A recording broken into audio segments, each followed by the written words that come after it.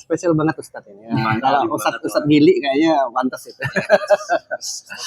Jenggotnya udah pantas itu ya. Saya ini kan masih muda ya. Ya, bismillahirrahmanirrahim. Assalamualaikum warahmatullahi wabarakatuh. Waalaikumsalam warahmatullahi wabarakatuh. Alhamdulillah, senang sekali saya hari ini. Sudah kenalan semua kan? Sudah. Nama saya siapa tadi? Bapak Anwar atau Bapak Nuris? Tadi kenalan kita namanya siapa? Pak Nuris. Benar? Nuris atau Anwar? Nuris. Oh, Nuris. Ya. Jadi nama saya itu Ahmad Anwar Nuris. Ya. Aktivitas sehari-hari itu sebagai konsultan bisnis. Hari ini kebetulan saya baru pulang kerjasama sama Bank BI. Jadi terima kasih kepada Ustadz Gilik, Bapak Gilik ya, memberikan kesempatan kepada saya untuk ngobrol. Jadi kita hari ini ngobrol santai aja. Jadi kita hari ini kita sharing-sharing, kita ngobrol santai tapi insya Allah berbobot. Nah, di sini ada yang sudah bekerja. Berapa lama? 9 bulan. 9 bulan. Kayak orang hamil ya, 9 bulan gitu ya. Nah, berarti kalau sudah 9 bulan ini kan tinggal melahirkan. Iya. Dari 9 bulan apa yang sudah didapatkan? Banyak. Apa? Kayak tahu menata barang gitu. Tahu menata barang. Ya. 2. Tahu nama-nama barang. Tahu nama-nama barang. Tahu tempat-tempatnya gitu. Tahu tempatnya. Bisa nggak disebutkan nama, tempat, dan bagaimana fungsinya? Ya namanya itu kayak kalau pel-pelan gitu. Nah itu ditaruh di rak. Kalau pel-pelan taruh di rak. Ya, Terus? di rak. Udah gitu apa lagi? Sapu. Ya kayak sapu-sapu itu dibedakan kan, kalau yang 2 macan itu duduk kardus, gagangnya itu dibedakan. Kalau mau di display itu atau dipajang di area, itu kita harus maku dulu. Oke. Maku dulu baru dipajang. Baru dipajang. Ya. Oke. Sekarang Mas Bagas siapa nama dia Bagas? Oh Bagas. Mas Bagas bisa nggak menyebutkan sebagaimana Mas siapa tadi? Jiva. Mas Diva.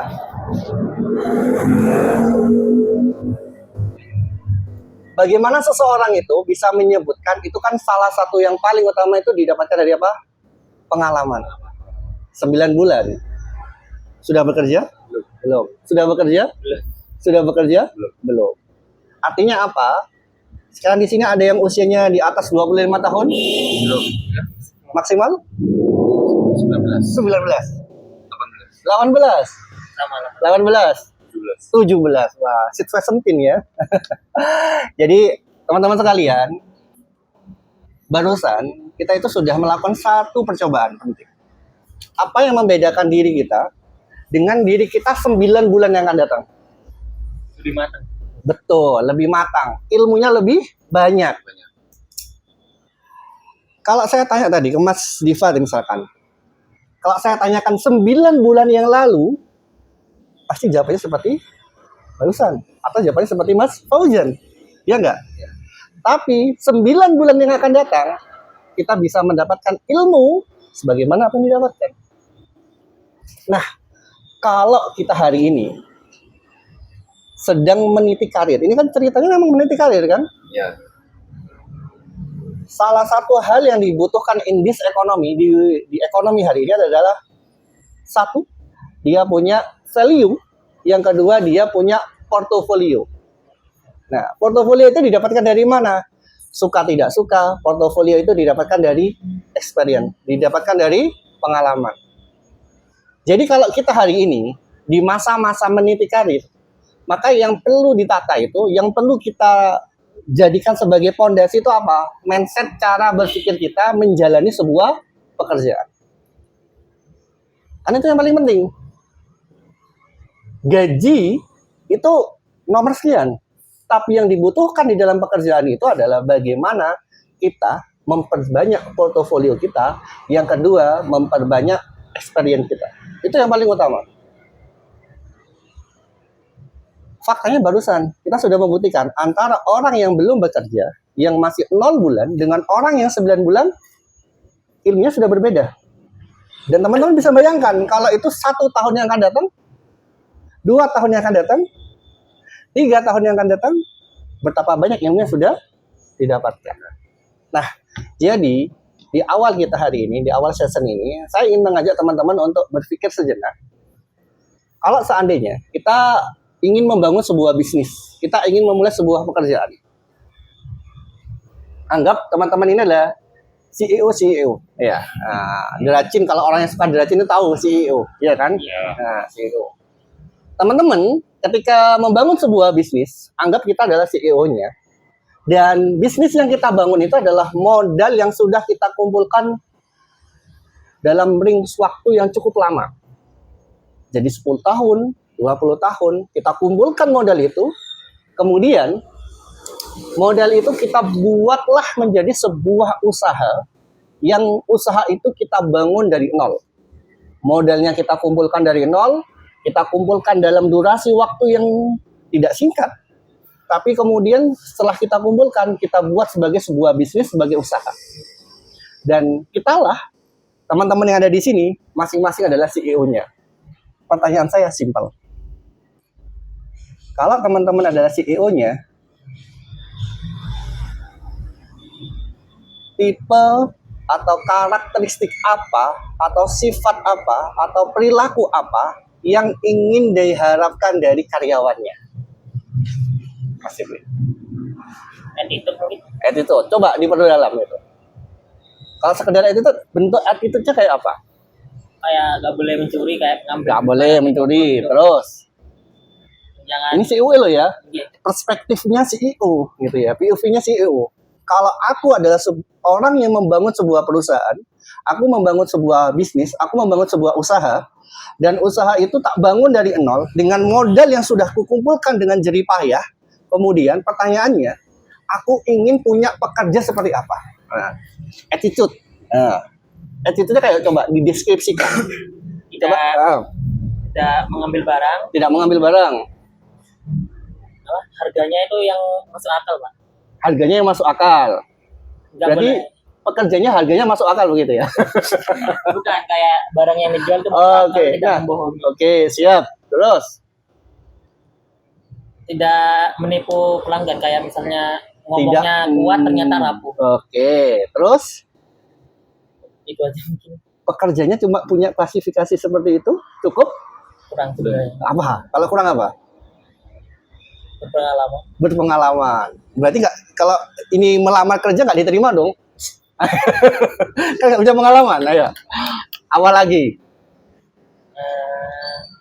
Jujur, baik. Jujur, baik. Oke, terus Apalagi? Sikap ramah menghadapi sikap ramah menghadapi CS. Awal lagi. bahasa halus yang digunakan. Halus, soft spoken gitu ya. Oke, cukup? Tidak judes selalu senyum. Oh, tidak judes, selalu senyum. Oke, terus ada lagi? Oh, sudah. Saya lempar ke Mas yang sudah punya pengalaman 9 bulan. Gimana Mas proses kelahirannya gitu ya? Apa? Kalau sudah pernah merasakan cari uang susah atau mudah? Susah. Nah, uang itu kamu kumpulkan, Mas kumpulkan, kemudian dibangun sebagai perusahaan. Nah, pekerja seperti apa yang mau dicari? Yang gercep. Gercep, satset, waswat gitu ya. Yang kedua, Terus sopan santun. sopan santun. Ketiga, Datang tepat waktu. datang tepat waktu. Berarti nggak suka ya yang telatan ya. Oke, terus Jujur dan amanah, Pak. jujur amanah, mantap. Terus good looking. Ya, nomor sekian. Oh, nomor sekian good looking. Oke, terus. Mempunyai fisik yang hebat. Oh, Hebat. mulai fisik. Nggak suka kelemer-kelemer gitu ya? Ya. Oh, Masya Allah. Terus ada lagi nggak? Cepat menghafal barang, Pak. Cepat menghafal barang. Ya. Oke. Apalagi? Sering berinteraksi dengan sesama tim. Oh, punya kerjasama tim yang bagus. Ya. Oke, lanjut. Biar tidak bermusuhan gitu sama Oke, tim. Biar tidak kompak. bermusuhan. Bukan toksik ya. Ya. Terus? Saling membantu tim. Oke, punya jiwa saling tolong menolong. Lanjut. Sudah. Oh, cukup. Silakan Mas. Mas Rifki tadi itu ya. Coba kalau Masnya gimana? punya tipe spesifikasi apa pekerja untuk perusahaannya atau tempat bisnisnya seperti apa?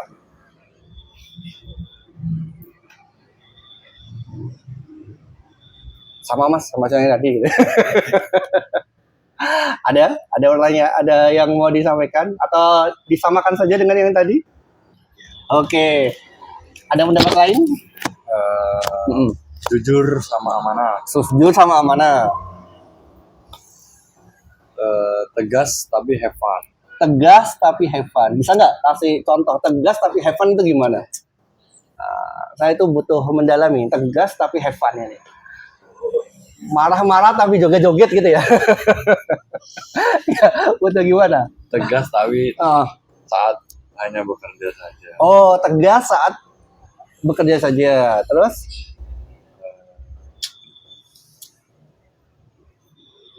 Tangguh. Tangguh. Oke. Nanti suruh angkat-angkat beban ya gitu ya. Iya. Wah. Ada lagi Mas? Udah cukup. Oke, coba. Kenapa saya memulai pertanyaan ini dari POV kita itu sebagai seorang pemilik bisnis? Karena zaman. Karena zaman. Kenapa karena zaman? Gen Z, Pak. Gen Z. Kalau dikritik, kalau ditegur tuh kadang marah, besoknya nggak datang, resign, nggak tahu kemana. Gitu. Oke, pengalaman pribadi ya? Sudah sering kayak gitu. Oke. Ketemu. Sering. Oh, sering ketemu Di media sosial. Di media sosial. Oke, ada lagi? Karena nggak selamanya mau ikut orang gitu Pak. Nggak selamanya ikut orang. Terus ikut siapa? Bangun bisnis sendiri. Pak. Bangun bisnis sendiri. Emang bangun bisnis sendiri itu mudah? Susah. Susah. Betul. Jadi teman-teman sekalian, kita butuh punya POV bahwa diri kita itu adalah sebagaimana seorang pemilik bisnis, pemilik usaha. Sehingga kita itu bisa merasakan, bisa menjiwai, bisa merasakan untuk memiliki bisnis itu seperti apa. Coba bayangkan kalau misalkan tadi kita sudah bangun bisnis itu dari nol dengan modal yang nggak sedikit, yang dimana modal itu kita dapatkan dari apa? Dari proses jadi payah kita yang luar biasa. Ternyata kita dapat pekerjaan itu, orang yang kita rekrut, karyawan yang kita apply itu adalah karyawan-karyawan yang tadi tidak memiliki grade, tidak memiliki spesifikasi, tidak memiliki karakter yang kita inginkan. Kira-kira bisnis kita bisa bertahan nggak? Nggak bisa. Sepakat ya? Sepakat. Nah, kesepakatan itu harusnya kita bangun. Dimanapun nanti kita bekerja, coba POV-nya adalah kita itu sebagai pemilik bisnisnya. Mau apa tidak kalau bisnisnya dikerjakan oleh orang-orang yang tidak sesuai dengan kriteria yang positif tadi. Misalkan, aku ingin bangun bisnis, tapi bisnisnya itu tadi, orangnya itu harus jujur. Ternyata yang kita dapatkan nggak jujur. Kira-kira bisnis bisa bertahan lama? Tidak. Enggak. Rugi. Padahal kita hari ini, posisi kita, starting point kita hari ini adalah kita baru sebagai pekerja. Artinya apa? Antara kita, pemilik perusahaan dengan pekerja, itu kan sebenarnya dia adalah partner bisnis. Pemilik perusahaan itu tidak akan bisa berjalan optimal kalau tidak memiliki karyawan. Karyawan itu tidak akan memiliki pekerjaan kalau tidak ada yang mengerjakan. Betul. Artinya teman-teman sekalian, di awal pertemuan kita hari ini, coba hari ini POV kita itu, point of view kita, kacamata kita itu kita gunakan sebagaimana kita adalah pemilik perusahaan itu.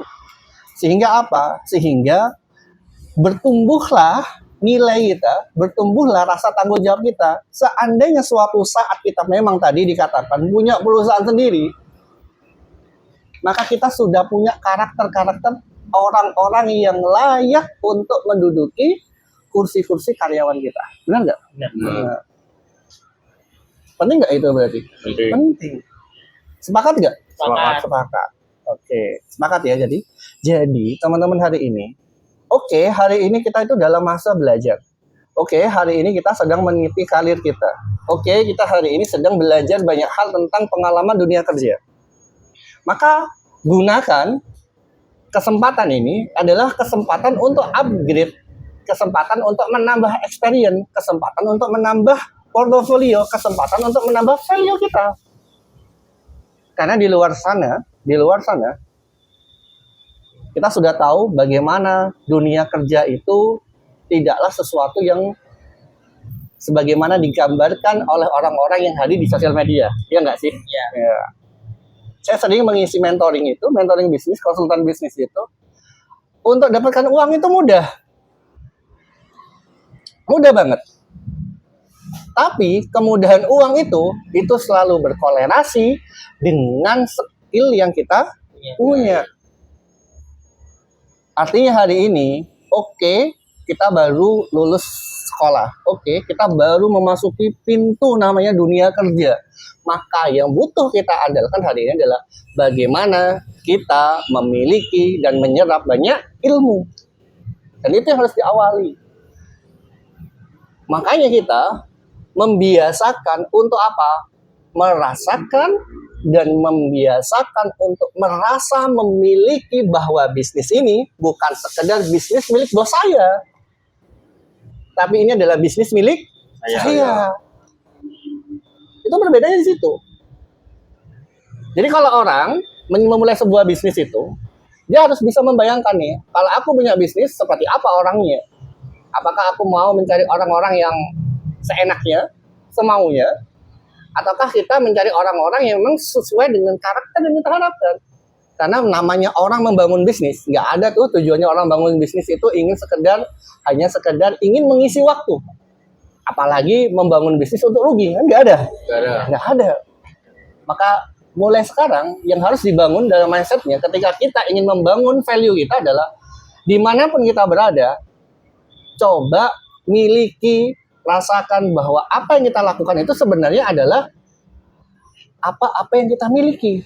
Sebagaimana misalkan handphone. Kalau kita miliki handphone ini ya berarti kita akan menjaganya kan.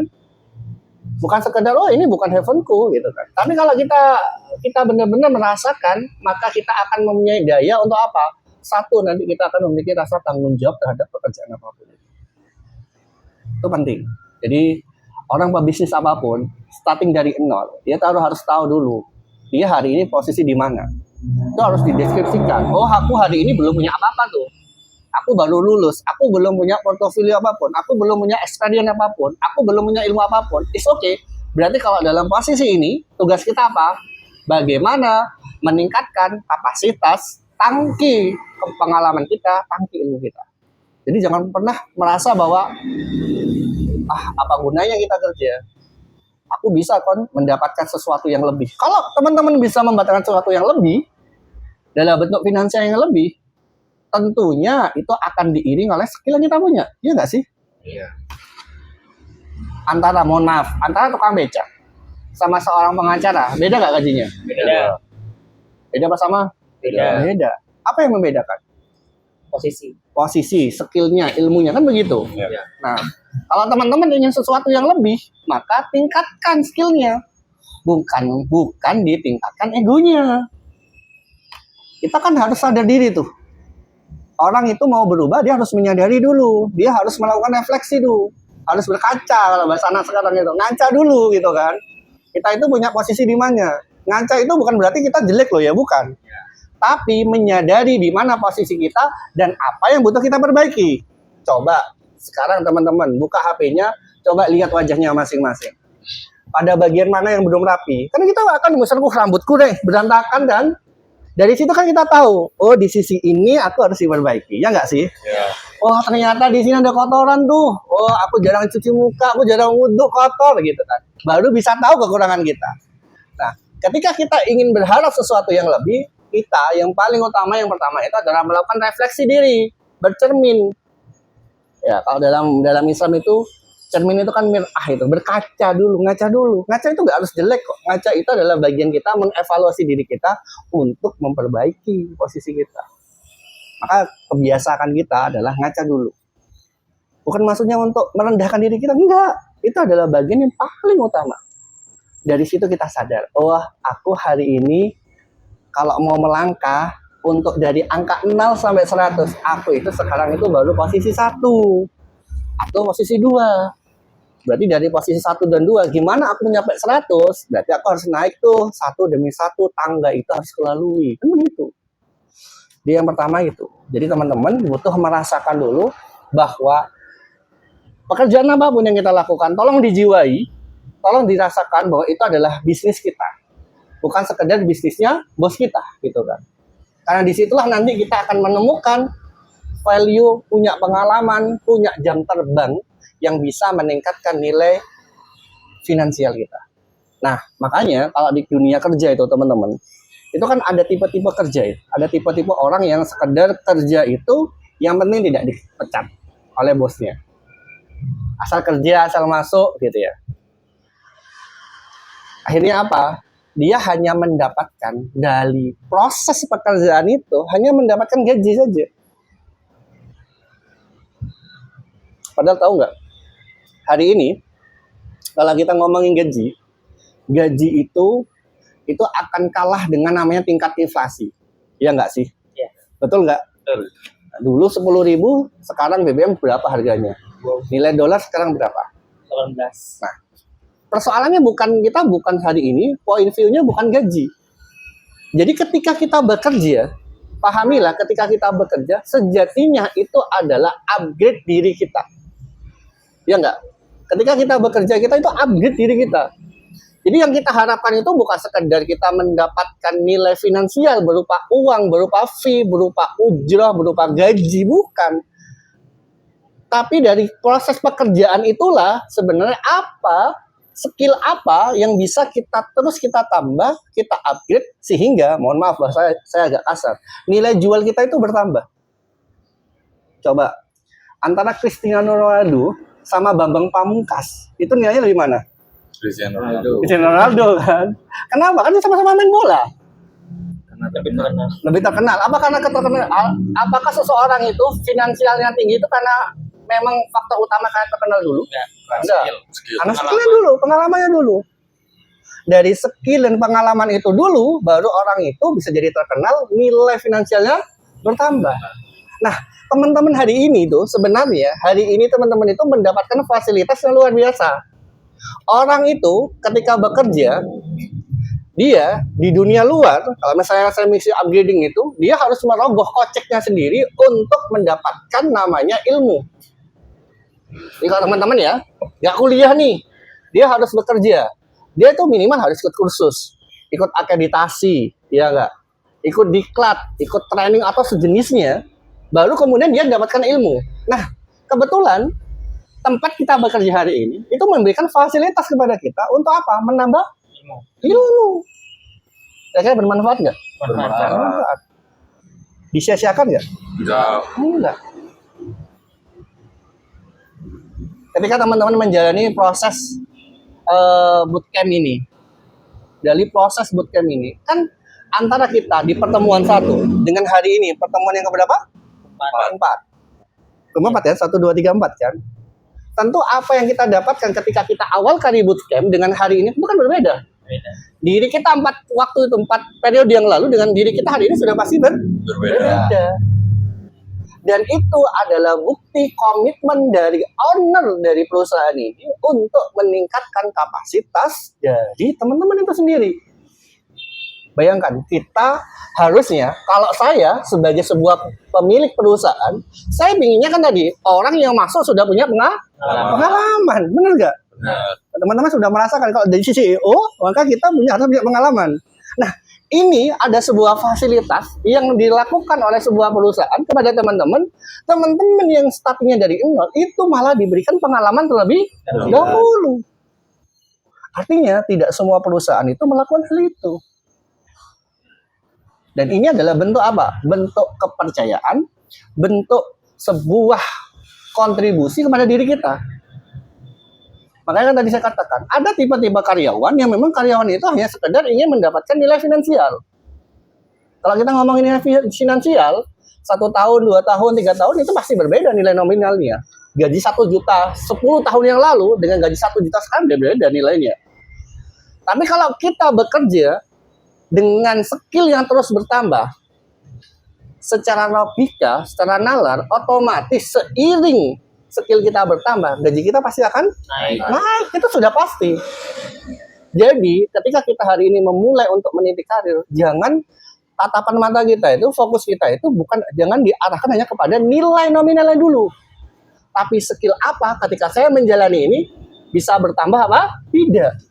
Itu yang jadi pokoknya. Sehingga ketika kita bekerja, berapapun starting point-nya, bagaimana cara kita bisa meningkatkan kapasitas, meningkatkan level kita, sehingga dari level itu, mohon maaf, nanti 10 tahun yang lagi saya ketemu Bagas, nilai finansialnya sudah sekian. Nuris 15 tahun yang lalu, nilai finansialnya itu baru 50.000 dalam 1 bulan. 50.000 1 bulan. Bayangkan, 50.000.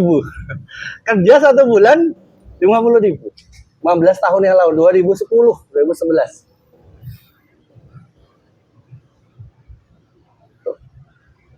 Ketika sekarang saya punya kerjaan, mengisi forum, itu di FGD misalkan, itu nilai finansial kita itu hampir mendekati 2 digit dalam 1 bulan. Jadi ketika saya kemudian mendramatisir, kemudian bersikap kemudian kok kecilnya gajinya. Kalau saya hanya fokus terhadap seperti itu di usia saya 15 tahun yang lalu, tentu saya tidak akan bisa jadi seperti hari ini. Ya enggak? Iya. Tapi apa yang saya lakukan? Kayaknya ada pertanyaan menarik dari Mas Bagas. Ini kayak jurusan saya itu jurusan di kafe deh. Jurusan saya itu fisika. Bagaimana saya punya kemampuan visual sebagai seorang desain grafis, itu upgrade. Itu ditambahkan skillnya ketika saya mau belajar. Jadi kalau teman-teman hari ini belum punya tanggungan, belum punya istri, punya anak, kesempatan untuk upgrade itu jauh lebih besar, lebih baik. Apalagi itu difasilitasi oleh perusahaan. Itu jauh lebih mudah. Kalau saya dulu kerja, tidak ada fasilitas itu. Ketika saya mau mengupgrade diri kita, mengupgrade diri saya harus belajar, harus mengeluarkan kocek. Saya harus membayar. Ikut training, ikut diklat, ikut pelatihan, ikut monitoring, itu saya harus membayar. Ketika saya punya kemampuan untuk memvisualisasikan sesuatu, bayar saya itu. Kenapa? Karena pada saat itu tidak difasilitasi oleh perusahaan. Artinya kalau teman-teman hari ini mendapatkan sebuah ekosistem, mendapatkan sebuah lingkungan perusahaan, yang perusahaan itu support terhadap pekerjanya, harusnya itu sesuatu yang disyukuri dong. Apa yang dirugikan? Kan nggak ada. Oh, Mas, aku kan menghabiskan waktu. Ya namanya sesuatu itu kalau tidak ada pengorbanan kan nggak ada nilai perjuangannya kan begitu. Tapi dengan adanya sesuatu yang dikorbankan, itulah kemudian ilmu itu bisa melekat. Jadi teman-teman sekarang, jangan sampai ketika kita sudah bekerja itu, kita memiliki konsep sebagaimana orang yang bekerja hanya sekedar transaksional. Apa transaksional? Ada uang, ada barang. Kalau aku dikerja sekian, misalkan, aku digaji misalkan 1 juta, misalkan. Ya, aku hanya memberikan sebuah effort, itu hanya 1 juta. Jangan. Kenapa? Karena kalau kita memberikan, tadi ya, gaji kita 1 juta, tapi kita memberikan effort yang lebih besar sebagai bentuk karyawan yang amanah tadi, itu akan memberikan nilai value kita itu yang lebih besar. Sehingga orang itu tahu, oh si Bagas ini karakternya dia tuh amanah. Tadi kalau nanti suatu perusahaan itu punya manajer, dia ada orang yang punya kapasitas untuk itu. Jadi jangan berpikir hari ini kita posisinya di mana, tapi kita harus berpikir bahwa suatu saat dari value kita yang meningkat, kita punya apa, gitu kan? Dan itu kan yang dihadapkan teman-teman hari ini kan? Ya. Maka menjadi karyawan yang amanah itu menjadi sesuatu yang default-nya harus dilakukan. Tahu default? Ya, sesuatu yang harusnya dilakukan oleh siapapun pekerja di dalam perusahaan apapun. Apalagi kita itu hari ini adalah orang-orang yang masih under 20. Under 20 tahun itu berarti kita punya chance, punya kesempatan yang lebih besar untuk apa? Meningkatkan jam terbang kita, meningkatkan pengalaman kita, meningkatkan kapasitas diri kita. Ibarat kita mau menjalani sesuatu, ya, kesempatan kita untuk belajar itu jauh lebih terbuka dibanding orang-orang yang sudah memasuki usia 30 tahun.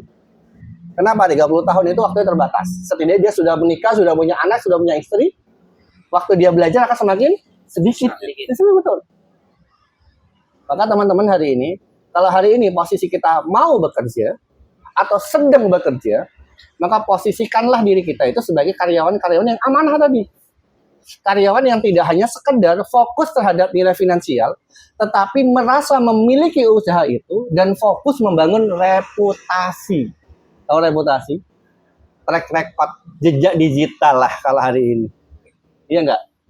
Teman-teman tahu ya nih, kalau ada jejak digital, itu bisa dihapus nggak? Nggak bisa. Nggak bisa namanya jejak digital itu. Track record seseorang itu akan terus tertanam kepada orang lain ketika orang lain itu mengenal diri kita.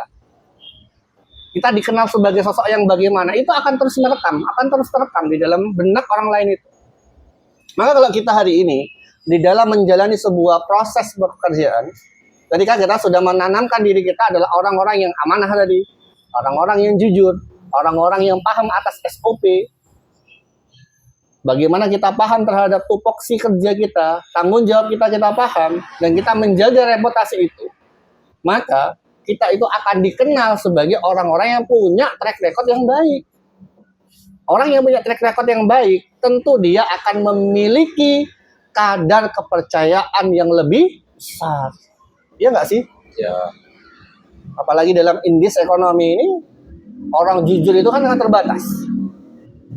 Jangan sampai kemudian karena ketidakjujuran itu, itulah yang akan menghambat karir diri kita di masa depan. Jadi karyawan amanah itu adalah sesuatu yang hari ini harus kita bentuk dalam perilaku dan karakter kita sebagai seorang pekerja. It's okay hari ini kita bekerja. Memang itu menjadi hal yang harus kita rintis. Seiring dengan hal-hal baru, ilmu-ilmu baru yang telah difasilitasi oleh perusahaan sehingga kita bisa terus berkembang.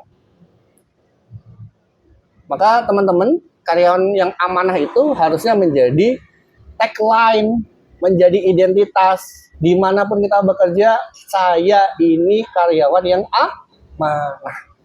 Amanah itu tadi, dia merasa memiliki terhadap pekerjaannya, dia bertanggung jawab terhadap segala bentuk pekerjaan yang dibebankan kepada dirinya, sehingga pekerjaan itu tidak terus menjadi beban dalam hidup. Beban itu berat loh. Kalau tidak di bawah have fun tadi, itu bikin stres. Apalagi Gen Z, ini nggak sih? Iya, Tertekan gitu kan. Padahal sebenarnya ada nggak pekerjaan yang tidak memberikan pressure apapun? Ayo, sebutkan satu pekerjaan yang tidak memberikan tekanan apapun.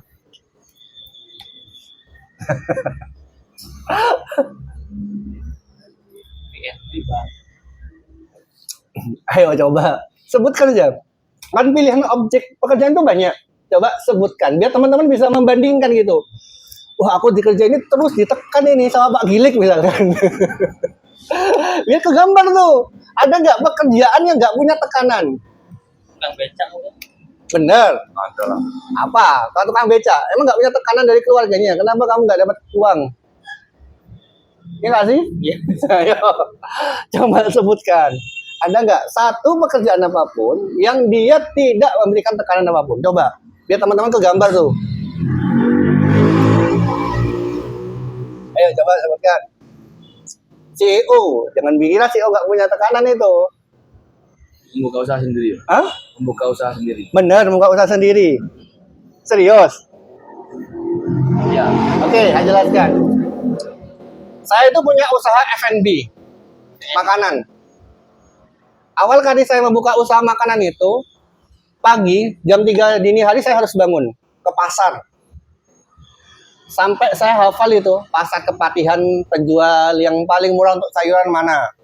Pasar Sapuan saya tahu, pasar Tanjung apalagi, pasar Kreongan saya juga tahu. 2:30 sudah harus jam 3 itu baca tahajud saya sudah bangun. Belanja ke pasar, masak, dari orang yang nggak ngerti masakan, dunia masakan, sampai ikut kursus masak. Saya jalani selama 10 tahun. Perusahaannya siapa? Perusahaan saya punya sendiri. Sampai saya itu punya bakery di sosial media. Hasil bisnis yang saya bangun dengan istri. Namanya Aska Kitchen. Aska Kitchen. Itu ada itu. Terus saya sudah punya dunia market yang luar biasa. Saya juga sudah punya karyawan dan sudah punya pelanggan loyal. Pelanggan loyal itu adalah customer yang dia kalau membeli sesuatu itu pasti ke saya. Kalau dalam topik tertentu terkait dengan makanan, terkait dengan bakery itu saya punya. Apakah itu tidak ada tingkat stresnya? Stres teman-teman. Jangan dikira nggak ada tekanan. Kalau harga barang-barang itu naik, gaji pegawai juga pingin naik. Jadi jangan dikira kalau kita sebagai owner bisnis, wah itu kehidupan kita yang paling nyaman. Salah. Itu orang yang paling mumet. Bener. Apalagi kalau sudah memasuki fase, contoh, Idul Fitri. Ya enggak, ngasih THR, ngasih bingkisan. Untung belum dapat, keuntungan laba belum didapat. Tapi kita harus mengeluarkan investasi uang kita untuk membayar pekerja. Namanya orang dikerjakan, orang yang sebagai seorang karyawan itu nggak ngurus tuh bisnisnya itu untung atau rugi, kan iya gak? Iya. Kalau waktunya gajian, aja udah di gajian. Perusahaan itu dalam kondisi yang sulit atau tidak, kalau waktunya gajian harus gajian. Nah, kembali ke pertanyaan saya, ada nggak pekerjaan yang kemudian dia tidak memberikan tekanan apapun? Sehingga kalau kita sudah punya perbandingan, maka kalau kita sudah bisa membandingkan, kita menjalani pekerjaan itu nggak akan ada beban. Ayo coba sebutkan satu, dokter misalkan. Jangan dikira dokter itu enak. Konsekuensinya terhadap jiwa seseorang. Pernah dengar namanya kasus dokter malapraktek? Karena konsekuensinya apa? Kalau dia tidak dipecat, dia masuk penjara. Ya nggak sih? Iya. Oh tukang bangunan. Oke.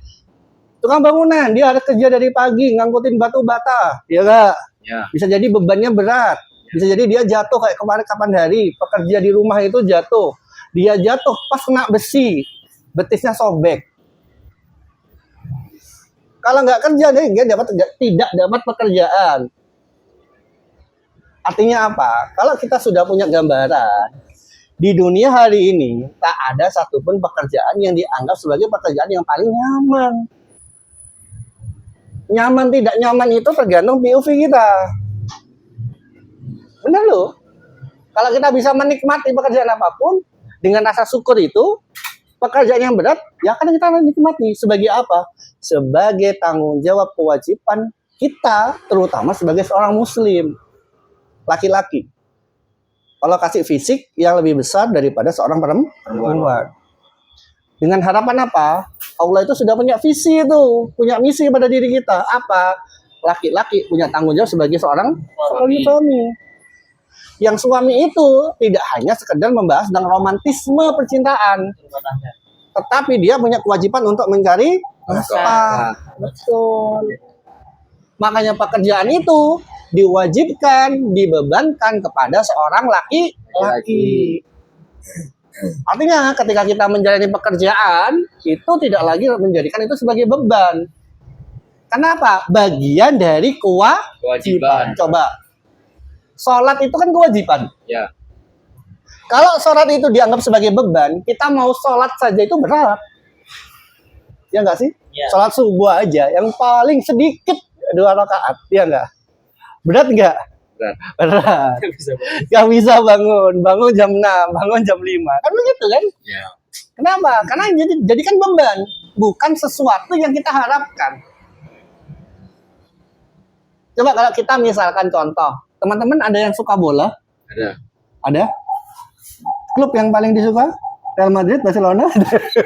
Atau MU atau apa? Indonesia lah. Hah? Oh Indonesia, wah. Ada, coba sebutkan klub luar negeri dah. Apa salah satu? RCB, Barca, Real Madrid. Real Madrid. Hah? Apa itu yang lupa saya? Oh, ada. Terus ada? Nggak ada. Coba wis. Pernah nggak teman-teman itu berangkat dari naluri atau insting ketika misalkan Barcelona atau Real Madrid ketemu di final Liga Champions? Biasanya kan kalau Liga Champions itu kan jamnya itu kan jam dini hari kan? Iya. Bangun nggak? Bangun. Kenapa bangun? Karena mau lihat sepak bola. Kenapa kok mau lihat sepak bola? Kan bisa jadi ada sepak bola yang lain. Kenapa kok bisa bangun pada saat itu? Karena pilihan. Karena pilihan. Karena ada sesuatu yang dinanti, ada sesuatu yang disukai, betul nggak? Ya, Coba kalau finalnya itu bukan Barca atau Real Madrid, tapi finalnya itu hanya sekedar Juventus atau Napoli atau Newcastle gitu misalkan. Kita nggak akan punya semangat motivasi sebesar kalau klub kesukaan kita itu bermain. Nah, itulah sebenarnya konsep beban dan tidak beban. Kenapa? Kalau kita ngomongin beban, bangun dini hari itu berat. Tapi karena ada sesuatu yang kita nantikan, ada sesuatu yang kita sukai, akhirnya beban itu kan tidak akan kita rasakan. Nah, sholat subuh itu juga sama. Kalau kita tahu bahwa itu adalah rasa cinta kita, ketemu dengan pencipta kita, namanya sholat subuh itu jam 4 misalkan, itu tidak akan jadi beban. Pekerjaan apapun, kalau kita tahu bahwa itu adalah kewajiban diri kita, itu juga tidak akan jadi beban. Nah, itu juga dari mindset. Karena kalau tidak kita rasakan, yang terjadi itu apa? Jam 2 siang, jam 2 kapan nih pulang gitu kan? Udah lihat jam itu kalau udah kerja dari pagi misalkan kayak saya dulu ya. Kerja dari jam 7 pagi pulang jam 3 sore gitu. Kalau sejam 2, tinggal 1 jam lagi gitu. Setengah 3 tinggal setengah jam lagi. Kan begitu. Akhirnya apa? Menjalani proses itu sudahlah nggak enjoy, nggak menyenangkan, nggak dinikmati. Ujung-ujungnya apa? Kalau gaji terlambat, komplain gitu kan. Komplain sana, komplain sini. Itu misalkan. Misal SOP yang ditetapkan oleh perusahaan misalkan gaji paling lambat diberikan tanggal 10. Itu kan akad. Kontrak. Atas suatu kondisi, biasanya gaji itu perusahaan saya itu selalu ngasih tanggal 1. Walaupun di kontraknya itu maksimal tanggal 10. Suatu saat perusahaan saya itu ngasih tanggal 5. Dia melanggar akad nggak? Enggak. Perusahaan itu dalam kontrak itu dituliskan bahwa gaji maksimal diberikan tanggal 10. Perusahaan itu memberikan gaji biasanya tanggal 1. Tapi atas suatu kondisi perusahaan itu memberikan gaji di tanggal 5. Artinya perusahaan itu melanggar perjanjian nggak? Melanggar kontrak nggak? Enggak kan? Tapi kalau kita pekerjaannya, kalau kita bekerja itu bukan karena dasar tadi merasa memiliki bisnis itu, merasa tidak tadi kerja itu hanya sekedar kerja, tidak menikmati, itu protesnya minta ampun. Ini terlambat 5 hari, saya nggak dapat gaji misalkan. Padahal sebenarnya dia melanggar akad ya? Enggak. Lagi-lagi itu apa? Berangkat dari tadi, apakah itu beban ataukah tidak? Nyata-nyatanya hari ini orang-orang yang bekerja itu, dia fokusnya hanya kepada tadi, apa yang menjadi haknya, tidak melihat apa yang menjadi kewajiban. Makanya kan Gen Z itu adalah gen yang paling sering resign dalam hari ini. Karena dia fokusnya pada apa? Pada hak, bukan kepada kewajiban. Jadi kalau hari ini teman-teman merasakan sebuah perusahaan yang perusahaan itu banyak memberikan sebuah kontribusi terhadap upgrade kapasitas kita, harusnya itu adalah sesuatu yang kita berikan apresiasi, angkat topi kita harusnya. Karena kalau teman-teman sudah merasakan dunia kerja di luar sana, untuk upgrade sesuatu itu pasti kita harus mengeluarkan banyak effort, entah itu tenaga, entah itu waktu, entah itu biaya, itu pasti. Kalau saya misalkan ikut training misalkan, atau ikut pelatihan apa, itu misalnya ke Bogor, ke Jakarta misalkan, itu sekali berangkat itu nggak cukup uang 5 juta. Hanya untuk mengikuti pelatihan yang sifatnya diklat, yang sifatnya hanya setengah hari. Tapi bayangkan ketika perusahaan kita memberikan sebuah benefit kepada diri kita, nilai plus ya, bukan sekedar gaji loh ya. Itu kalau kita valuasikan, tahu valuasi ya? Tahu. Kita nilaikan, kita nominalkan berapa yang harus dikeluarkan perusahaan. Kayak misalkan teman-teman hari ini dihadirkan ikut pelatihan atau diklat. Pernah berpikir nggak berapa nominal yang sudah kita dapatkan kalau ini kita harus membiayai diri kita sendiri? Udah kebayang? Bayang. Kebayang kan? Sedikit atau banyak? Banyak. Nah itu harusnya sudah masuk ke kita bahwa kita itu udah dispesialkan, udah diberikan tanggung jawab, udah diberikan rasa kepercayaan. Nah kalau teman-teman sudah dapat kepercayaan orang lain, apakah kepercayaan itu tiba-tiba mau kita sia-siakan? Betul. Enggak kan? Enggak. Setelah kita sia-siakan berarti kita sebenarnya tidak orang amanah. Maka jangan sampai kalau kemudian kita nggak amanah, kemudian kita nanti kalau punya perusahaan ingin dapat pekerja yang aman.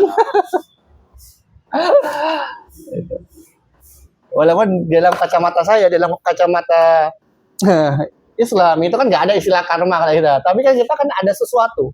Ketika kita memberikan kebaikan, insya Allah kita akan mendapatkan balasan kebaikan. Kalau kita memberikan sesuatu yang buruk, insya Allah kita juga pasti akan mendapatkan balasan keburukan juga. Karena setiap balasan kebaikan itu pasti kebaikan juga. Apapun bentuknya. Jadi sekali lagi ketika kita bekerja, pahamilah bahwa kita bekerja itu bukan sekedar pekerjaan. Maka dalam Islam itu orang yang bekerja itu setidaknya dua hal yang harus diperhatikan. Yang pertama, dia harus orang-orang yang kompeten atau ahli. Kompeten itu atau keahlian itu adalah sesuatu yang akan bertumbuh seiring dengan pengalaman. Antara orang yang 0 bulan sampai 9 bulan beda. Antara 9 bulan dengan orang yang sudah 5 tahun juga beda. Jadi prosesnya itu bukan saling membandingkan, tetapi prosesnya apa yang bisa kita pelajari. Itu yang paling penting.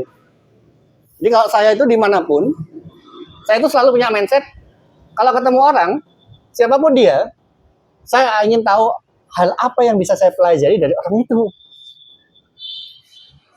Kenapa? Karena kita tahu ya, ada peribahasa.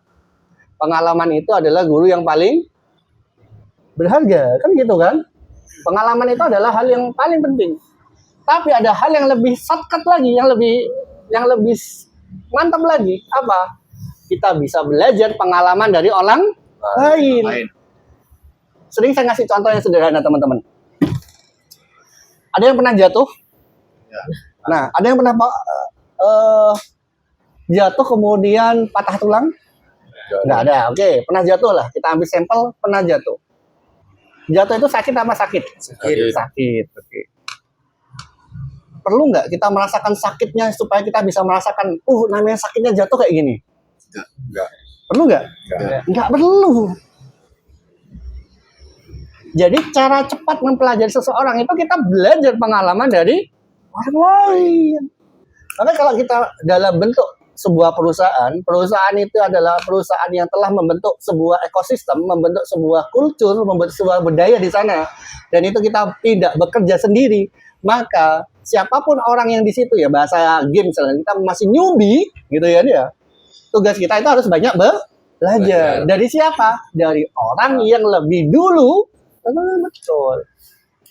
Jadi bukan karena senioritas atau junioritas, bukan. Tapi kalau kita posisi kita masih adalah orang yang baru, tugas kita itu harus punya open mind gitu. Pikiran terbuka. Dari orang itu apa yang bisa saya pelajari? Oh, kayak komunikasinya nih bagus gitu kan. Oh, ini dia punya karakter attitude ini yang bagus. Kalau ketemu sama customer, wah dia posisinya begini, ini bagus nih gitu kan. Bisa nggak teman-teman itu mempelajari hal itu? Jadi setiap orang itu kan tidak selalu dia punya kekurangan. Karena kekurangan itu adalah sesuatu yang hadir dalam tubuh manusia. Sebagaimana kita punya kekurangan. Tapi ketika kita melihat orang, bagaimana kelebihan orang itu bisa kita copy paste. Ya nggak sih? Ya. Copy paste. Jadi itu cara yang paling mudah untuk meningkatkan kapasitas kita. Dari apa? Pengalaman orang lain yang kita duplikasi, yang kita copy paste untuk kita jadikan sebagai pengalaman hidup kita. Nah, orang-orang yang seperti itu otomatis keahlian dan kepakarannya itu akan terus meningkat. Nah, orang ahli saja itu tidak cukup. Makanya dalam Islam itu yang sesuatu yang nggak penting tadi, orang yang amanah, orang yang jujur. Orang pintar tapi nggak jujur, dia bisa memberikan kerugian yang besar. Bahkan karena ketidakjujuran itu, karena tidak amanah, daya rusaknya juga semakin besar. Betapa banyak perusahaan itu bangkrut gara-gara orang-orang yang tidak amanah, orang-orang yang tidak jujur. Bukan karena dia tidak pintar, tapi karena dia tidak amanah. Nah, orang jujur saja itu juga gak cukup. Dia juga harus meningkatkan kapasitas. Maka dalam Islam itu, dalam perkara sesuatu itu harus diberikan kepada ahlinya. Nah, keahlian tadi saya katakan, keahlian itu adalah sesuatu yang bertumbuh dari proses pembelajaran. Jadi amanah, kejujuran, ya, dengan kepintaran maupun keahlian itu adalah ibarat mata uang itu loh. Koin mata uang tahu ya? Itu adalah satu paket. Nggak bisa tuh kita hanya pilih sebagian. Dia ikut input jadi satu. Kalau jadi satu itu kita nggak bisa tuh. Wes aku tak kompeten saja, aku tak ahli saja tapi nggak jujur, nggak bisa. Atau saya jujur saja, amanah saja, tapi saya nggak kompeten. Ini nggak bisa. Coba misalkan tukang becak suruh mengurusi pertambangan, jadi nggak pertambangannya? Enggak. Atau misalkan saat tukang bangunan sama-sama pegang alat suruh operasi orang misalkan, jujur dia, baik banget gitu. Apa yang terjadi? Nggak bisa. Jantungnya di semen misalkan, kebayang nggak seperti itu? Kan bahaya kan? Itulah kenapa dalam Islam itu keahlian, kepakaran itu harus seiring dengan sikap yang tadi, amanah, jujur. Nggak bisa tuh kita pilih-pilih salah satu, nggak bisa. Karena itu sesuatu yang harus include, dia harus sesuatu yang menjadi satu. Makanya dalam Islam itu kita harus menjaga bahwa proses pembelajaran itu memang kan ya, kalau teman-teman tahu di era hari ini kejujuran itu mahal apa mahal? Mahal. Makanya kan di setiap perusahaan itu selalu dia memasang namanya CCTV, ya nggak sih? Ya. Apakah itu bentuk ketidakpercayaan pemilik perusahaan terhadap karyawannya? Bukan. Bukan. Itu adalah bentuk apa? Bentuk preventif sebuah perusahaan untuk kemudian dia bisa menjaga aset-aset perusahaan. Apalagi kita hidup dalam sebuah perusahaan, sebuah kondisi yang hari ini nilai kejujuran itu sangat mahal. Maka dalam Islam itu namanya menjaga itu bukan sekedar bersikap, wes aku tak pasrah kepada Allah, bukan. Maka dalam Islam itu kalau ada unta yang ditambatkan, ya taliin untanya itu, iketin gitu loh. Bukan sekedar unta taruh di lahan sudah dibiarkan, tidak. Tapi unta itu harus ditambatkan, diikat. Bukan berarti dia tidak pasrah kepada Allah, bukan. Makanya ke teman-teman itu, kalau kita bekerja, mungkin di tempat kerja kita banyak CCTV. Itu bukan rasa suudon, bukan rasa prasangka buruk perusahaan terhadap karyawannya, tapi itu adalah bentuk bagaimana perusahaan itu menjalankan sunnah itu untuk menjaga aset-aset yang dimiliki. Makanya kita pun sebagai orang yang diberikan amanah harusnya baik yang ada CCTV-nya, nggak ada CCTV-nya, itu nggak usah jadi beban. Ya nggak sih? Ya. Karena apa? Walaupun tidak ada CCTV, ada CCTV yang selalu 24 jam non-stop tidak pernah berhenti. Apa? Allah Subhanahu wa Ta'ala. Itu nggak pernah berhenti itu. Kita tidur, kita selalu dimonitoring. Baik di tempat yang ramai maupun tempat yang sepi. Baik kita ada di suatu ruangan di tempat kita kerja, apakah itu dilihat oleh orang lain, dilihat oleh CCTV, apakah itu bisa dilihat atau tidak, itu tetap akan dikontrol oleh Allah. Nah, orang-orang yang bisa memiliki kesadaran bahwa aktivitasnya itu dikontrol oleh Allah, itulah pekerja-pekerja yang hebat. Itulah baru jujur. Karena namanya sikap ya untuk berbuat keburukan itu kadang itu nggak harus diawali oleh niat. Teman-teman kalau dulu ada reality show, kalau nggak salah satu segmen sesinya di situ adanya Bang Napi, tahu nggak ya? Bang Napi. Nggak tahu ya? Nggak tahu. Udah zaman berapa itu di RCTI itu. Bang Napi itu adalah seseorang yang dia di penjara. Tapi bukan di penjara beneran. dia selalu memberikan sebuah nasihat di setiap sesi episodenya. Apa? Kejahatan itu tidak selalu diawali oleh niat pelakunya, tapi karena ada kesempatan dan kesempatan. Jadi kejahatan atau keburukan itu bisa jadi bukan karena niat, tapi karena ada kesempatan. Makanya orang-orang yang tadi dikatakan jujur, baik dia punya kesempatan untuk berbuat tidak jujur atau dia punya kesempatan untuk jujur, dia selalu merasa diawasi oleh penciptanya. Siapa? Allah. Iya, itu pasti itu. Kalau teman-teman pernah ke umrah misalkan, atau teman-teman pernah ke haji di Arab misalkan, itu kalau kita di sana, kalau sudah waktunya azan, itu sudah jalan semua orang itu. Baik dia punya toko, tidak toko, jalan itu. Bisa jadi kan nggak ada yang mencuri, ya nggak? Tapi nggak terjadi. Kenapa? Karena dia merasa diawasi oleh Allah. Nah, sayangnya kita itu hidup di Konoha. Iya. Sayangnya begitu, ya nggak sih? Iya. Sehingga nilai kejujuran itu menjadi sesuatu yang sangat mahal.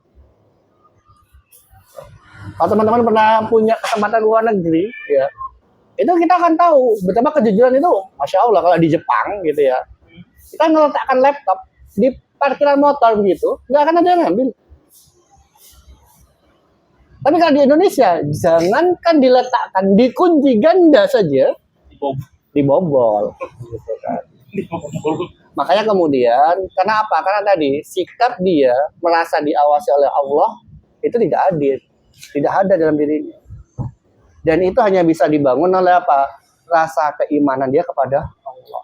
Itu yang paling penting. Nggak ada tuh yang bisa menjamin orang itu jujur, nggak ada, kecuali keimanan dia kepada Allah. Kalau dia tahu bahwa setiap amalnya akan dipertanggungjawabkan oleh Allah. Makanya teman-teman, ketika kita bekerja, bisa jadi kita itu bisa mendapatkan uang dengan cara yang haram. Saya bisa itu mendapatkan 3 digit, 2 digit dengan cara yang haram. Tinggal apa? Main saham, main Bitcoin dan seterusnya. Nah, saya tahu, tapi itu adalah pekerjaan yang haram. Karena pekerjaan yang haram itulah, saya tidak melakukannya.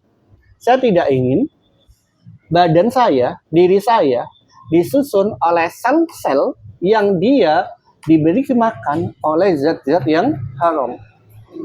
Karena dalam keyakinan saya, di dalam Islam itu, zat yang haram yang masuk di dalam tubuh, itu tidak akan bisa disucikan, tidak akan bisa dibersihkan, kecuali dengan api neraka. Saya ulang, ketika kita memasukkan makanan dalam bentuk apapun, kita menggunakan sesuatu yang tidak dihalalkan oleh Allah, maka makanan itu yang akan masuk ke dalam tubuh kita itu tidak akan pernah hilang. Bahkan ketika nanti kita dihadapkan kepada Allah, dia akan bersaksi dan kita hanya bisa menghapusnya ketika itu dicuci dengan api neraka. Itulah kenapa Abu Bakar As-Siddiq itu dia punya sebuah kondisi ketika dia makan sesuatu, habitsnya, kebiasaan dari Abu Bakar itu ketika dia mau makan, dia selalu tanya, ini makanan dari mana? Siapa yang ngasih makan? Suatu saat, saking laparnya Abu Bakar itu lupa nggak tanya kepada pembantunya. Dia makanlah itu. Dia tahu, kemudian baru tanya. Padahal biasanya sebelum makan dia tanya. Tapi kebiasaan karena laparnya itu dia tiba-tiba makan dulu, baru tanya. Ternyata setelah diklarifikasi, itu dari orang si A yang kemudian dia ragu apakah sembelihannya itu halal apa tidak. Apa yang dilakukan Abu Bakar? Dia masukkan jarinya ke mulutnya agar dia memuntahkan makanan apa yang dia pesan. Karena dia khawatir makanan apapun itu, sekecil apapun makanan itu, kalau dia makan itu bisa menyebabkan dia mendapatkan sisa api neraka. Dan itu hanya bisa dibangun oleh orang-orang yang punya keimanan. Karena dia tahu dalam Islam itu keberkahan itu, namanya berkah itu apa sih? Bertambahnya kebaikan. Berkah itu tidak ditentukan dari besar kecil. Ya ingat, berkah itu bukan ditentukan oleh besar atau kecilnya.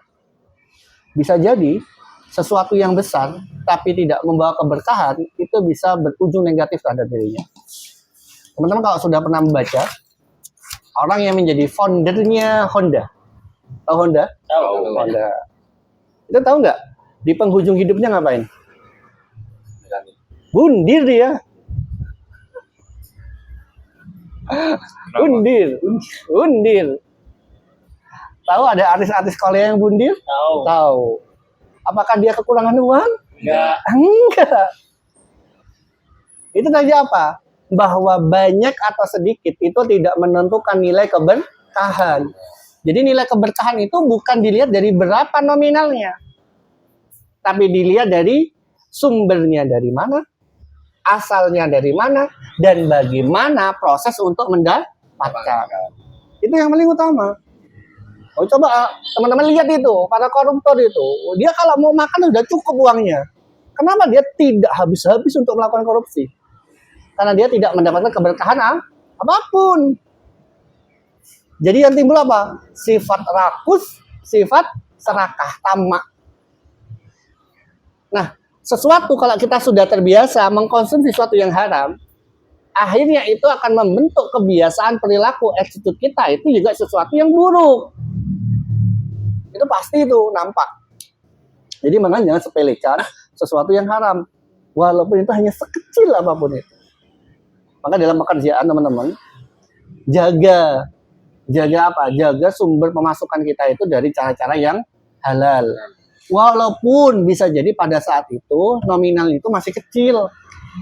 Karena bisa jadi itu adalah keberkahan yang membuat kita itu tambah taat kepada Allah, tambah merasa diawasi oleh Allah, hingga Allah itu memberikan kelayakan terhadap diri kita bahwa kita itu adalah orang-orang yang nanti kalau dikasih rezeki yang besar, kita itu tidak tamak, tidak rakus, tidak sombong. Jadi teman-teman itu mindsetnya harus begitu. Jangan merasa menyepelekan keberkahan itu hanya sekedar karena ini nilainya kecil berarti nggak berkah tuh, nggak manfaat. Salah. Tapi yang harus dibuktikan itu apa? Ketika itu berkah, sedikit pun itu akan memberikan apa? Memberikan nilai terhadap diri kita. Bisa jadi kita itu jarang sakit. Ya nggak sih? Bisa jadi keluarga kita itu harmonis. Nggak terjadi sebuah pertengkaran. Bisa jadi kita itu semakin taat kepada Allah, sholatnya semakin nggak berat. Itu nikmat dari Allah. Bersumber dari apa? Harta yang berkah. Dan yang bekerja itu juga sama begitu akhirnya. Maka jangan pernah sampai kemudian ketika kita sudah dikasih amanah, kemudian kita itu mengecewakan amanah itu, tidak menjaga profesionalisme kita. Dalam Islam itu profesional itu harus. Contoh misalkan, siapa yang bekerja suka menunda-nunda? Kalau dulu waktu kita SMA, kalau kita ada tugas PR dari guru kita misalkan, sukanya dikerjakan mepet pengumpulan atau ketika tugas itu diberikan langsung nanti dikerjakan. Mepet. Makanya ada istilah itu dalam dunia training, the power of kepepet, gitu kan? Ya enggak? Iya. Tapi dalam pekerjaan, the power of kepepet itu tidak boleh dilakukan. Nggak boleh. Sebenarnya the power of kepepet itu hanya berlaku dalam kondisi yang darurat. Contoh, dulu ada orang yang tidak bisa naik pohon kelapa. Karena ada tsunami, dia bisa naik kelapa. Kenapa? Karena dia the power of kepepet beneran. Tapi kalau kita dalam bekerja, kalau kita sudah ada job di situ, jangan ditunda-tunda. Apalagi pekerjaan itu hanya butuh 1-2 menit saja. Harus sudah dilakukan. Kenapa? Kalau tidak, ibarat peribahasa, sedikit-sedikit lama-lama jadi bukit. Sudah hafal tuh peribahasanya. Jadi kalau kita hari ini bekerja, tupoksinya apa? Kerjakan. Jangan sampai kemudian kita tunda-tunda. Apalagi tadi, katanya Mas tadi kan, kalau aku punya pekerja itu harus pas respon. Gimana kalau pekerjaan kita itu, pekerja yang bahasa teknologi itu lemot, gitu kan? SP. Bukan masalah bukan SP-nya. Karena kalau kita menunda pekerjaan, apalagi kita interaksi dengan customer. Di dunia hari ini, kalau kita respon kita, servis kita, pelayanan kita tidak maksimal, customer itu bisa mencari apa? Mencari seller yang lain, mencari penjual yang lain. Apalagi dunia ekonomi sekarang itu kan persaingannya ketat tuh, iya nggak sih? Iya. Kalau kemudian kita tidak memberikan service yang excellent, tidak bisa memberikan service yang baik, orang itu kan, wah nggak enak nih pelayanannya, aku tak cari yang lain, kan begitu. Kalau dulu di dunia kampus itu ada namanya Bu Judes. Nanti kalian aku sampai ingat tadi ada kata-kata jutek Judes itu. Ya nggak sih. Kalau dia tadi punya karakter attitude yang judes jutek, maka orang itu punya kecenderungan enggan untuk repeat order kepada perusahaan itu, kepada penjual itu. Nah termasuk kita, ketika kita merespon dengan cara apa? Dengan cara yang lambat, mengabaikan tupoksi kita, menunda-nunda, akhirnya apa? Beban itu terus menumpuk. Ujung-ujungnya akhirnya apa? Pekerjaan itu tidak dilakukan secara maksimal. Kalau kita sih is okay, tapi kebayang nggak? Kalau kita itu POV-nya tadi, kita CEO-nya, kita owner bisnisnya. Menunda-nunda, akhirnya kalau ada customer tidak dilayani, dia rugi tuh. Harusnya barang itu bisa dijual, tapi karena pelayanannya yang lambat, akhirnya dia tidak dijual. Dapatlah kerugian finansial. Itu terjadi. Di dunia pekerjaan itu begitu. Maka apa? Dampak yang paling besar itu apa? Yang dampaknya paling besar itu adalah perusahaan itu kehilangan customer loyalnya. Dia kehilangan kliennya. Dia kehilangan pembeli. Kan itu urusan perusahaan, Mas. Bukan urusan saya. Loh, kalau misalkan perusahaan itu kehilangan customernya, kira-kira perusahaan itu nanti lama-kelamaan mendapatkan keuntungan atau kerugian? Ya. Kalau teman-teman tahu perusahaannya bisa mendapatkan kerugian, kira-kira teman-teman bisa dipertahankan nggak pekerjaannya? Enggak. Pertama hari ini, badai PHK itu besar. Di Jember saja berapa orang yang di PHK? Di luar sana, hampir ribuan orang yang di PHK. Jadi pekerjaan hari ini itu bukan sesuatu yang mudah untuk didapatkan. Pekerjaan itu hari ini sesuatu yang sulit, limited untuk didapatkan. Jadi, tadi saya katakan, sikap-sikap menunda pekerjaan, slow rest, tidak amanah, memang itu adalah perilaku kita. Tapi, harus kita sadari dan kita pahami, itu akan berdampak terhadap kinerja perusahaan, terhadap metabolisme perusahaan. Sama seperti tubuh kita, kalau ada darah yang tersumbat, metabolismenya bisa berjalan nggak? Nggak ada.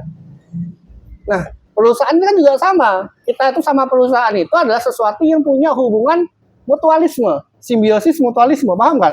Ya. Kedua-duanya itu saling menguntungkan. Perusahaan bisa mendapatkan cash flow, bisa mendapatkan keuntungan karena ada pekerja yang amanah. Pekerja yang amanah bisa mendapatkan gaji karena ada perusahaan yang mendapatkan cash flow itu. Jadi simbiosis kita itu adalah partnership bisnis itu adalah saling menguntungkan.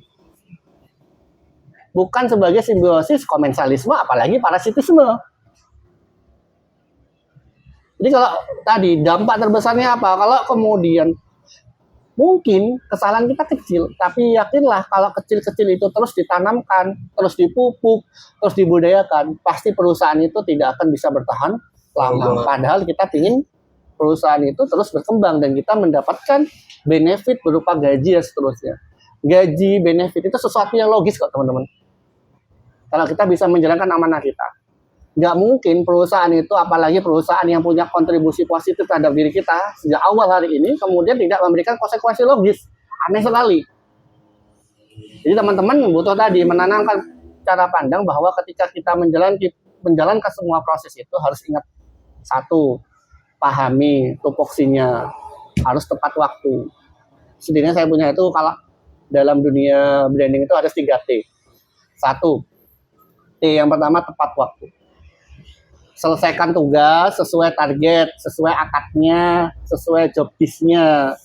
Yang kedua, T-nya apa? Tepat mutu. Hasil kerjanya itu harus tadi bisa melewati apa? Sesuatu yang kita berikan pelayanan terbaik. Contoh misalkan kita di Kita Jaya misalkan, kita ada orang yang membeli alat elektronik. Kan perlu kan harus dilakukan cek and recheck dulu kan begitu kan? Ya. Saya berapa kali belanja ke sana gitu. Beli kipas, beli alat-alat masak misalkan, itu kan tidak langsung kemudian diberikan kepada customer, tapi dilarikan apa? cek nih mutunya dulu, apakah barang ini berfungsi atau tidak. Yang ketiga, T-nya apa? Tepat aturan. Bisa ulang, harus tepat waktu. Jangan lagi ada terlambat. Yang kedua, T-nya harus punya mutu yang bagus. Yang ketiga, harus tepat aturan, sesuai dengan expo-nya. Jadi sehingga kalau kita menjalankan 3T tadi, habit kita adalah personal kita, kepribadian kita, attitude kita, itu akan menjadi apa? Kartu nama dari diri kita. Value kita tahu, oh ini Bagas karakternya begini, dia bagus, mantap, gitu misalkan.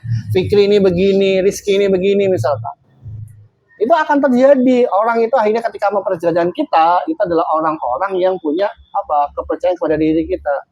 Sehingga kalau mereka menilai diri kita itu adalah orang-orang yang layak, itu secara logis itu akan meningkatkan value dan nilai finansial diri kita. Paham ya di sini? Maka saya punya 5 hal yang harus dilakukan. Yang pertama, 1, kalau mengerjakan tugas, kerjakan tugas dari paling berat. Kalau di awal kerja itu. Kalau kita kerjakan soal kan biasanya kerjakan soal dari yang paling mudah. Tapi dalam pekerjaan, kerjakan dari yang paling berat. Untuk apa? Biar pekerjaan-pekerjaan itu yang menyita waktu, itu tidak membebani diri kita. Ya nggak sih? Dipetakan itu. Yang kedua, pahami aturan 2 menit. Maksudnya apa? Kalau ada pekerjaan yang 2 menit bisa selesai, segera selesaikan. Jangan tunggu slow respon. Nah, ini sering terjadi itu. Pekerjaan cuma 2 menit. Nanti deh. Padahal dengan 2 menit itu kita bisa melakukan banyak hal gitu loh. Yang ketiga, jaga kebersihan di jejak digital kita. Jangan sering-sering scrolling di saat jam kerja. Karena apa? Karena itu akan mengganggu fokusnya diri kita. Jadi jangan apa? Jangan tadi ketika kita sudah melakukan aktivitas pekerjaan, kita sibuk tiktokan, ya kan? Sibuk membuka Instagram kita, akun sosial media kita. Padahal kita tidak dikerja, tidak diakoti, tidak dikontrak, tidak dibayar untuk buat sosial media itu kan. Apakah tidak boleh? Boleh. Ketika memang ada waktunya. Contoh jam istirahat misalkan. Kan juga nggak kita kerja 8 jam misalkan terus, kita kan enggak kan? Ada waktu kita sholat duha, apalagi kalau perusahaan itu ngasih fasilitas, ada jam sholat, jam istirahat, kan bisa kita begitu. Tapi kalau kemudian waktu kita 8 jam, dari 8 jam itu 1 jam saja, oh enggak Pak, saya cuma 10 menit. Oh enggak Pak, saya cuma 30 menit. Bayangkan 30 menit itu, kalau kita buat untuk scrolling, ya untuk buat buka sosial media, bayangkan 30 menit, itu sehari. Kalau sebulan berapa lama? Berapa menit berarti? 30 dikalikan 30. 900 menit. 900 menit itu sudah berapa hari? 1 hari itu kan 24 jam. Gitu misalkan. Kalau 1 tahun berapa? Kan bisa kita akumulasikan itu. Jadi jangan hanya sekedar melihat hanya sebentar. Sebentar itu kalau diakumulasi, nggak bentar lagi gitu loh. Nanti itu 1 jam saja kalau 24 hari itu sudah 24 jam. Itu sama dengan 1 hari. Artinya 1 bulan kita ada 1 hari untuk scrolling itu toh. Maka jangan tadi. Kemudian kalau kita ada masalah, pesan saya itu ada namanya formasi 121. Jadi 121 itu apa sih Pak? Atau Mas itu. Jadi kalau ada masalah, coba dipikirkan dulu kira-kira solusi apa. Baru kita konsultasikan. Pak, ada masalah A. Saya sudah punya alternatif jawaban 1 dan 2. Kira-kira Bapak lebih prefer atau lebih cocok yang mana? Atau Bapak punya rekomendasi apa? Paham nggak maksud saya? Jadi kalau misalkan ada kendala tuh, ada masalah A terhadap barang A. Kalau SOP-nya harus dilaporkan, laporkan. Tapi jangan sekedar dilaporkan. Tapi coba dipikirkan solusi apa yang bisa kita ambil. Dan kemudian kita konsultasikan ke supervisor kita atau atasan kita. Pak, ini ada masalah produk A. Kalau dalam pandangan saya punya 2 alternatif solusi ini. Kira-kira Bapak punya pilihan yang mana dari 2 pilihan ini? Terus, kalau enggak, Bapak punya rekomendasi apa? Jangan setiap ada masalah, Pak ini ada masalah, tolong disolusi. Enggak. Padahal dengan ada masalah itu akan meningkatkan kapasitas nilai kita kan? Ya. Kita nggak menjagakan orang lain, tidak bergantung kepada orang lain, tapi kita mengasah diri kita karena kita punya akal, kita punya pemahaman. Jadi kita ketika menjalankan kita bisa tahu tuh, oh ini dan ini, solusinya ini.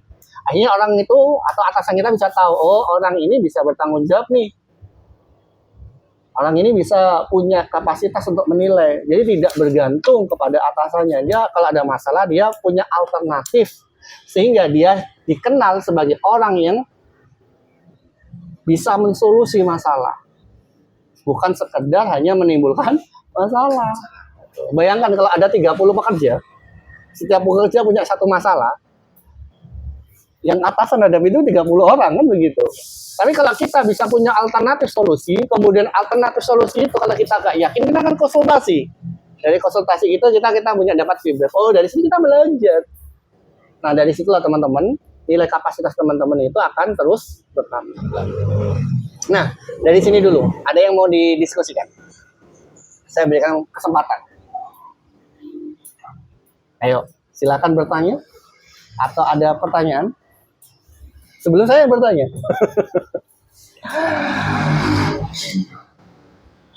Jadi yang pertama tadi, mindset-nya ditata, ya enggak? Ya, syukur itu harus, mindset itu penting. Dalam bisnis apapun, mindset itu yang paling pertama. Udah itu, kalau mindsetnya rusak, mindsetnya keliru, mindsetnya tidak benar, mau membangun apapun, mau meniti karir apapun, dia tidak akan bisa bertumbuh. Terus, kalau kita sudah menjalani prosesnya, nikmatin prosesnya.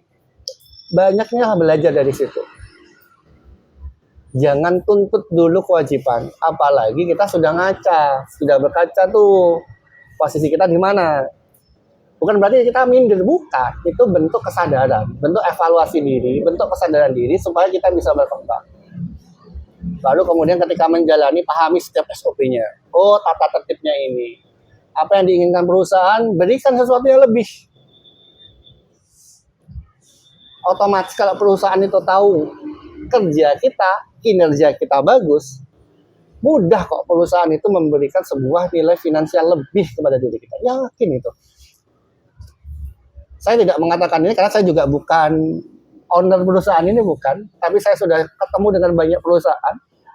Kalau kita punya kinerja value yang bagus, sangat mudah perusahaan itu memberikan benefit kepada diri kita. Maka jangan kejar benefitnya, kejarlah kapasitas diri kita.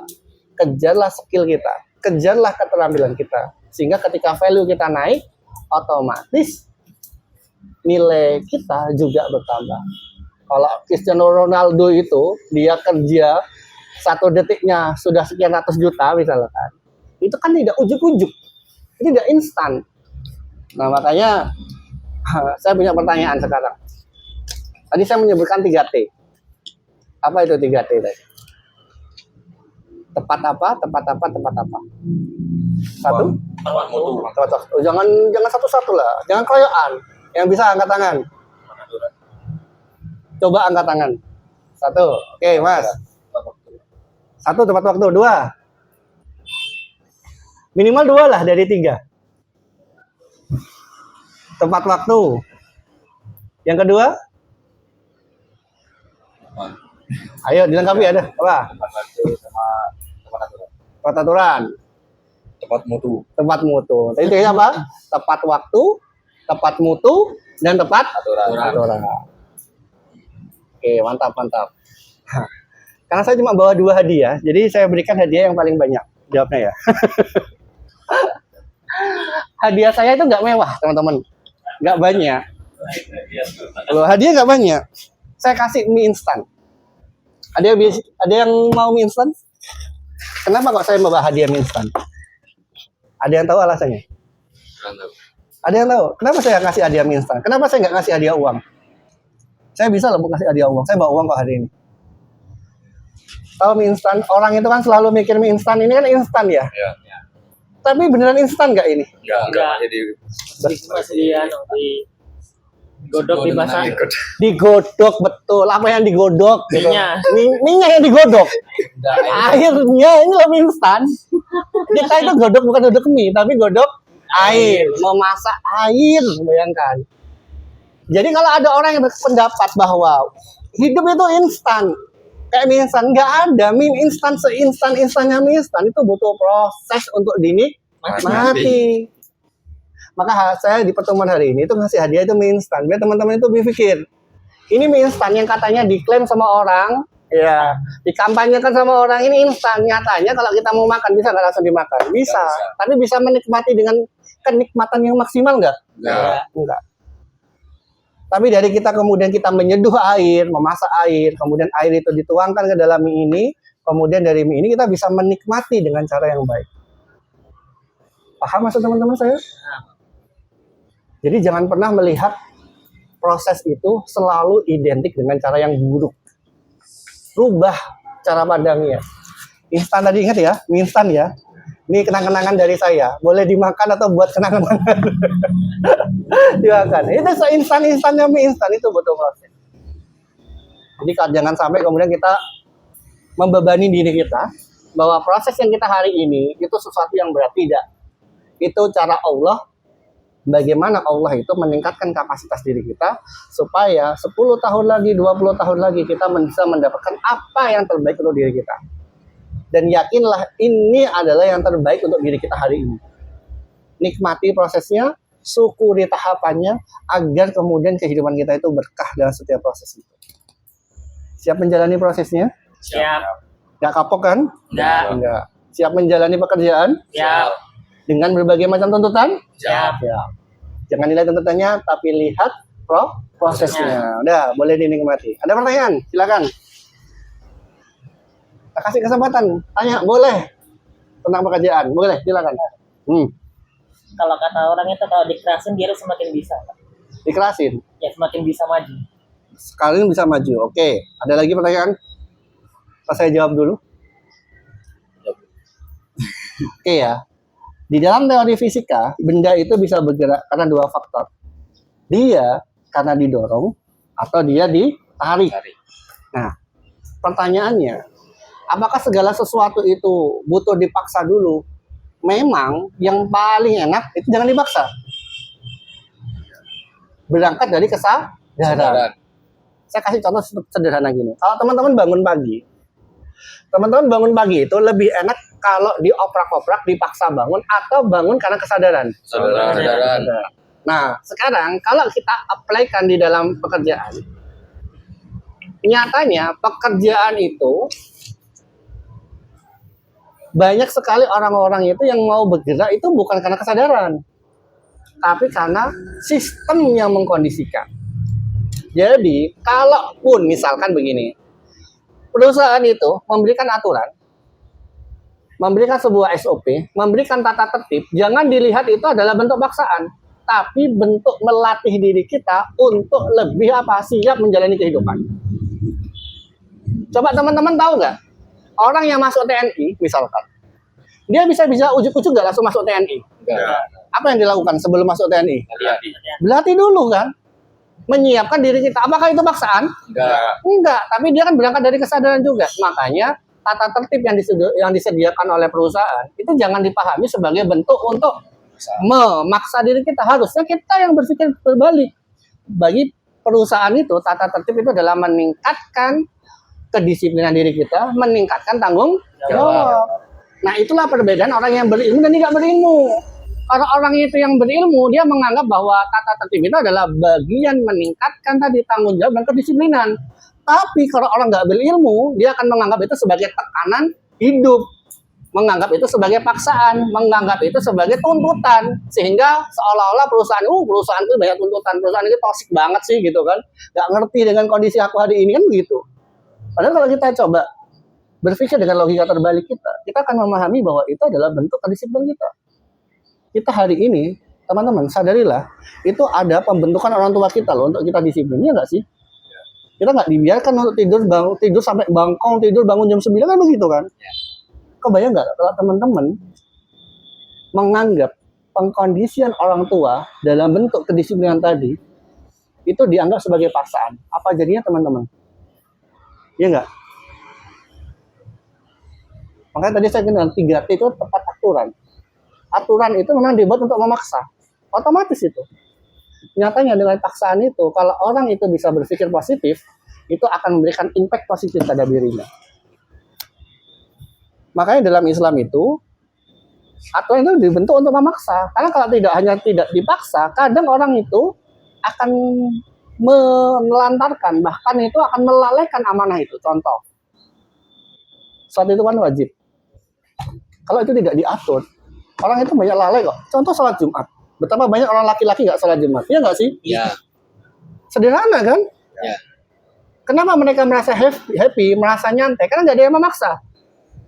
Padahal mereka tahu bahwa itu kewajiban. Nah, bayangkan kalau itu kita konstruksinya dalam perusahaan. Kalau perusahaan itu tidak membuat aturan, tidak mendisiplinkan orang, kira-kira apa yang terjadi dengan perusahaannya? Kacau itu. Itu paham nggak maksudnya? Jadi jangan selalu menilai bentuk paksaan itu selalu dalam kacamata negatif.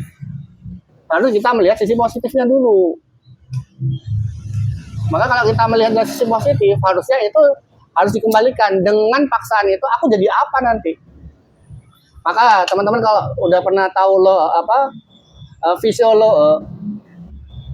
teori dari intan permata, tahu intan permata itu ya, batu permata itu kalau dia hanya bisa terbentuk itu kalau dia mengalami sebuah proses yang sangat keras, dikondisikan dengan cara dipaksa itu, diasah. Contoh jangan permata lah, nggak pernah lihat, batu akik saja. Tahu batu akik kan? Tahu. Batu cincin itu yang pakai bapak-bapak aki-aki itu kan biasanya. Yeah. Itu kan nggak akan bisa berkilau kalau nggak diasah itu kan. Iya. Ngasahnya dengan cara lembutnya sofokan gitu. Gak mungkin. Ya enggak? Itu baru berkilau itu kalau diasah dengan cara yang seperti itu. Jadi sekali lagi, paksaan memang akan membentuk seseorang, tapi harusnya kita harus suka dengan sesuatu yang dipaksa. Asalkan paksaan itu tetap dengan proporsi yang terukur. Kalau paksaan tidak terukur itu kan jelas, itu kan berdampak negatif. Tapi sejauh saya mengenal sebuah perusahaan, jarang perusahaan itu memberikan sebuah paksaan yang negatif. Kecuali teman-teman hidup di iklim yang memang perusahaan itu hanya sekedar hubungannya antara ownernya dengan karyawan itu hanya sekedar untung dan rugi. Contoh ya, saya tidak menyebut nama merek. Ada perusahaan, nggak usah jauh-jauh di Jember itu, yang kemudian dia membatasi orang-orang di dalamnya untuk sholat Jumat. Jadi sholat Jumat itu dibatasi, itu dibuat shift. Jumat 1 nanti si A, Jumat 2 si B. Loh, betul itu. Serius, saya katakan saya nggak mengada-ngada.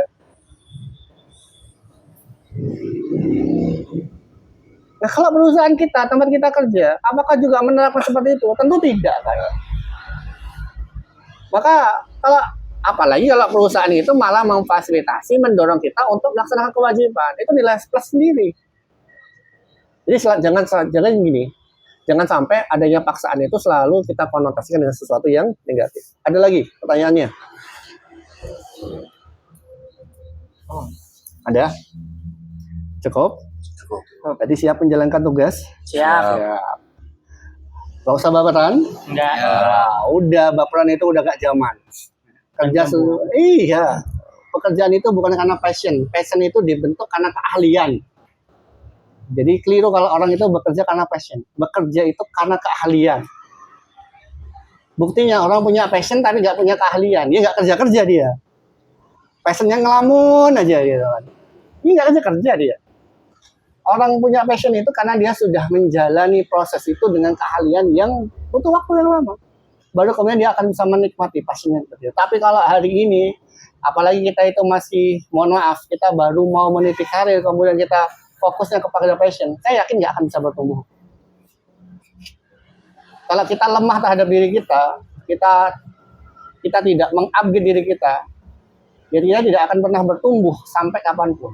Tapi kalau kita setiap hari 1% naik, 1% naik, 1% naik, bayangkan itu 365 hari kita sudah di apa? Jadi banyaklah teman-teman mau belajar, amanah itu harus, keahlian itu harus, itu satu paket, jangan sampai dipisah-pisahkan. Gunakan kepercayaan perusahaan dengan cara yang semaksimal. kalaupun orang-orang di luar sana di tempat kita kerja tidak sesuai dengan apa yang sudah ditugaskan, apa yang sudah dibebankan kepada dirinya, jangan sampai kita itu terwarnai oleh lingkungan. Harusnya kita yang mewarnai lingkungan. Jangan kita yang dirubah karena ada kerusakan, kitalah yang harus merubah kerusakan. Paham? Paham. Oke. Sampai di sini ada pertanyaan? Cukup? Cukup. Tuh, kalau cukup, saya cukupkan sampai di sini. Terima kasih pada teman-teman. Semangat belajar, semangat bertumbuh. Saya doakan teman-teman bisa menggapai impiannya dalam kondisi apapun. Niatkan itu untuk ibadah, karena dari situ tidak akan ada rasa beban. Syukuri terhadap proses yang dilakukan, apalagi hal itu sudah diberikan fasilitas oleh perusahaan. Syukuri itu. Dan dari proses ini, semoga kita sama-sama bertumbuh. Mungkin itu saja, saya akhiri. Wallahu a'lam bishawab. Wassalamualaikum warahmatullahi wabarakatuh. Waalaikumsalam warahmatullahi wabarakatuh.